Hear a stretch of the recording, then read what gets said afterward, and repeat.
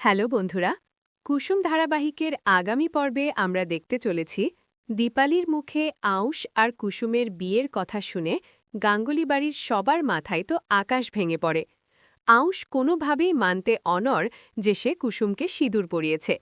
তাদের ওই বিয়ের শুটিংটা শুধু বিজ্ঞাপনের জন্য ছিল। কুসুম বিয়ের প্রমাণ দেখানোর চেষ্টা করতেই ইন্দ্রাণী গাঙ্গুলি কুসুমকে বাড়ি থেকে বেরিয়ে যাওয়ার আদেশ দেয়।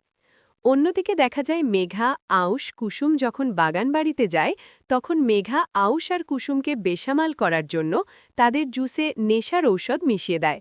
তার উদ্দেশ্য ছিল কুসুমকে সবার সামনে খারাপ প্রমাণ করা। কিন্তু মেঘার ষড়যন্ত্রের ছোট্ট একটা ভুলের কারণে কুসুমের সাথে নানুও নেশার দ্রব্য খেয়ে ফেলে, আর সেও বেসামাল হয়ে পড়ে। আগামী পর্বে আমরা হয়তো দেখতে পাব নানুও নেশার দ্রব্য খেয়ে বেসামাল হয়ে বাগান থেকে একগুচ্ছ ফুল এনে কুসুমকে প্রপোজ করবে। কুসুম কিছু বুঝে ওঠার আগেই সেখানে আউশ চলে আসবে। নানুকে এমন করতে দেখে সেখানে আউশ এসে নানুর অপর ক্ষুব্ধ হয়ে উঠবে।